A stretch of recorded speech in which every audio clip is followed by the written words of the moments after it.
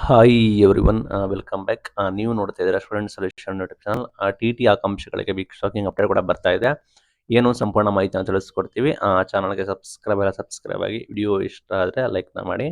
ಇಲ್ಲಿ ನಾವು ಈ ಹಿಂದೆ ಹೇಳಿದ್ವಿ, ಟಿ ಅಭ್ಯರ್ಥಿಗಳಿಗೆ ಗುಡ್ ನ್ಯೂಸು. ವರ್ಷಕ್ಕೆ 2 ಬಾರಿ ನಿಮಗೆ ಟಿನ ಕಂಡಕ್ಟ್ ಮಾಡ್ತಾರೆ.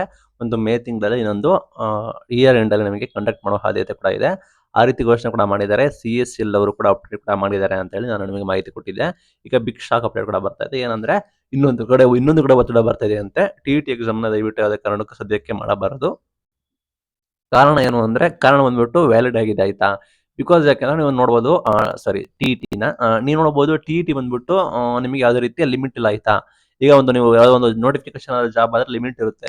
ಇಷ್ಟು ಸಾವಿರ ಪೋಸ್ಟರ್ಸ್ ಅಂದ್ರೆ ನಿಮಗೆ ಅಷ್ಟಕ್ಕೆ ನೋಟಿಫಿಕೇಶನ್ ಆಗಿ ನಂತರ ಎಲ್ಲ ಆಗಿ ನಿಮಗೆ ಎಲಿಜಿಬಿಲಿಟಿ ಫೈನಲ್ ಲಿಸ್ಟ್ ನಿಮಗೆ ಅನೌನ್ಸ್ಮೆಂಟ್ ಮಾಡ್ತಾರೆ. ಬಟ್ ಟಿ ಆ ರೀತಿ ಅಲ್ಲ. ಟಿ ಒಂಥರ ಎಂಟ್ರೆನ್ಸ್ ಎಕ್ಸಾಮ್ ರೀತಿ. ನಿಮಗೆ ನೀವು ಎಲಿಜಿಬಲ್ ಆಗ್ತೀರಾ ಇಲ್ವಾ ಅಂತ ಹೇಳಿ ನಿಮಗೆ ಎಲಿಜಿಬಲ್ ಕೂಡ ಆಗ್ತೀರಾ ಅಷ್ಟೇ. ಬಟ್ ಇಲ್ಲಿ ಮೇನ್ ಪ್ರಾಬ್ಲಮ್ ಏನಂದ್ರೆ, ಕಳೆದ 10 ವರ್ಷದಲ್ಲಿ ನೀವು ನಂಬ್ತಿರೋ ಬಿಡ್ತಿರೋ, ಲಾಸ್ಟ್ 10 years ಅಲ್ಲಿ ಬರೋಬ್ಬರಿ 4.49 ಲಕ್ಷಕ್ಕೂ ಹೆಚ್ಚು ಅಭ್ಯರ್ಥಿಗಳು ಟಿನ ಪಾಸ್ ಆಗಿದ್ದಾರೆ, ಆಯ್ತಾ. ಟಿನ ಎಲಿಜಿಬಲ್ ಕೂಡ ಆಗಿದ್ದಾರೆ. ಅದರಲ್ಲಿ ನಿಮಗೆ 20-30 ಸಾವಿರದವರೆಗೂ ಅಷ್ಟೇ ನಿಮಗೆ ಟೀಚರ್ಸ್ಗಳು ರಿಕ್ರೂಟ್ಮೆಂಟ್ ಕೂಡ ಆಗಿರೋದು. ಮೀನ್ಸ್ ನಿಮಗೆ ಅಲ್ಲಿ 6-7% ನಿಮಗೆ 4.5 ಲಕ್ಷ ಜನ ಅಭ್ಯರ್ಥಿಗಳು ಪಾಸ್ ಆದರೂ ಕೂಡ 6-7% ಜನ ಅಷ್ಟೇ ನಿಮಗೆ ಸರ್ಕಾರಿ ನೌಕರಿನ ಪಡ್ಕೊಂಡಿದ್ದಾರೆ. ಉಳಿದವರಿಗೆ ಯಾಕೆ ಮಾಡ್ಕೊಂಡಿಲ್ಲ ಅಂದ್ರೆ, ಉಳಿದವರಿಗೆ ನೇಮಕಾತಿನೇ ಇಲ್ಲ, ವೇಕೆನ್ಸೀಸ್ ಎಲ್ಲ ಕರೆದೇ ಇಲ್ಲ. ಸಾಕಷ್ಟು ಇನ್ನು ಕೂಡ ಲಕ್ಷಾಂತರ ಪೆಂಡಿಂಗ್ ಇದ್ರು ಕೂಡ ಶಿಕ್ಷಕರ ನೇಮಕಾತಿ ಇನ್ನು ಕೂಡ ಲೊಕೇಶನ್ ಇದ್ರು ಕೂಡ ಅದನ್ನು ಕೂಡ ಮಾಡಿಲ್ಲ. ಆ ನಿಟ್ಟಿನಲ್ಲಿ ಇಲ್ಲಿ ಏನು ಒತ್ತಡ ಬೀಳ್ತದೆ ಅಂದ್ರೆ, ಇಲ್ಲಿ ಬಂದ್ಬಿಟ್ಟು 3.5 ಲಕ್ಷಕ್ಕೂ ಹೆಚ್ಚು ಜನ ಅಭ್ಯರ್ಥಿಗಳು ಇನ್ನು ಕೂಡ ನಿರುದ್ಯೋಗಿಗಳು ಕೂಡ ಆಗಿದ್ದಾರೆ. ಇಲ್ಲಿ ಏನಾಗುತ್ತೆ ಅಂದ್ರೆ, ಟಿ ಎಲಿಜಿಬಲ್ ಆದ ನಂತರ ಅವರು ಟಿ ಅಂದ್ರೆ ಶಿಕ್ಷಕರ ನೇಮಕಾತಿಗೆ ಅರ್ಹರಾದ್ರೂ ಕೂಡ ಅವರು ಈ ಕಡೆ ಜಾಬ್ಗೆ ಹೋಗೋದಿಲ್ಲ.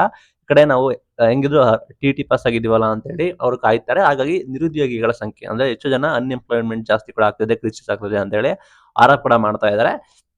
ಬಟ್ ಒತ್ತಡ ಕೂಡ ಬರ್ತಾ ಇದೆ ಅಂದ್ರೆ ಸರ್ಕಾರದವರು ಅದನ್ನ ಏನ್ ಡಿಸಿಷನ್ ತೆಗೆದುಕೊಳ್ತಾರೆ ಅಂತ ಕಾಯ್ತು ನೋಡೋಣ. ಇಲ್ಲಿ ಇನ್ನೊಂದು ವಾದ ಇದೆ, ಟಿಟಿನ ಎಲಿಜಿಬಲ್ ಕೂಡ ಆದ್ರೆ ಅವರು ಬೇರೆ ಕಡೆ ವರ್ಕ್ ಮಾಡಬಹುದಲ್ಲ, ಬೇರೆ ಅವರಿಗೆ ಒಳ್ಳೆ ಸ್ಯಾಲರಿ ಸಿಗುತ್ತೆ, ಬೇರೆ ಬೇರೆ ಪ್ರೈವೇಟ್ ಇನ್ಸ್ಟಿಟ್ಯೂಷನ್ಗಳಲ್ಲಿ ಟೀಚಿಂಗ್ ಕೋಚಿಂಗ್ ಎಲ್ಲ ಕೂಡ ಮಾಡಬಹುದಲ್ಲ ಅಂತ ಹೇಳಿ ಕೇಳ್ತಾ ಇದ್ದಾರೆ. ಬಟ್ ಅಲ್ಲೂ ಕೂಡ ಕಾಂಪಿಟೇಷನ್ ಜಾಸ್ತಿ ಕೂಡ ಆಗಿದೆ. ಕಾರಣ ಎಷ್ಟೇ ಇವರು ವರ್ಷ ಈ ರೀತಿ ಟಿ ಮಾಡಿದ್ರೆ ಇನ್ನೂ ಕೂಡ ಕಾಂಪಿಟೇಷನ್ ಜಾಸ್ತಿ ಆಗುತ್ತೆ. ಆಲ್ರೆಡಿ 3.5 ಲಕ್ಷ ಜನ ಆಲ್ರೆಡಿ ಕಾಯ್ತಾ ಇದ್ದಾರೆ. ಇನ್ನು ಈ ವರ್ಷ ನಿಮಗೆ ಗೊತ್ತಿರೋ ಹಾಗೆ ಆಲ್ರೆಡಿ ಈ ವರ್ಷ ಅರೌಂಡ್ 97,000ಕ್ಕೂ ಹೆಚ್ಚು ಜನ ಪಾಸ್ ಆಗಿದ್ದಾರೆ. ಆ ನಿಟ್ಟಿನಲ್ಲಿ ಒತ್ತಡ ಬರ್ತಾ ಇರೋದು ಏನಂದ್ರೆ, ಟಿಟಿನ ಕಂಡಕ್ಟ್ ಕೂಡ ಮಾಡಬಾರದು ಸದ್ಯಕ್ಕೆ ತಾತ್ಕಾಲಿಕವಾಗಿ ಅಂತ ಕೂಡ ಹೇಳ್ತಾ ಇದ್ದಾರೆ. ಒಟ್ಟಾರೆ ಡೆಸಿಷನ್ ಸರ್ಕಾರದವರು ತೆಗೆದುಕೊಳ್ತಾರೆ. ಈ ರೀತಿ ಸುದ್ದಿ ಕೂಡ ಬರ್ತಾ ಇದೆ. ನಿಮಗೆ ಅನಿಸುತ್ತೆ ಈ ರೀತಿ ಒತ್ತಡ ಬರ್ತಾ ಇರೋದು ಟಿ ಮಾಡಬೇಕಾ ಇಲ್ವಾ ಅಂತ ಹೇಳಿ ದಯವಿಟ್ಟು ಕಮೆಂಟ್ ಮುಖಾಂತರ ತಿಳಿಸಿ. ಇದು ಇವತ್ತಿನ video. Thank you for watching till late. Thank you.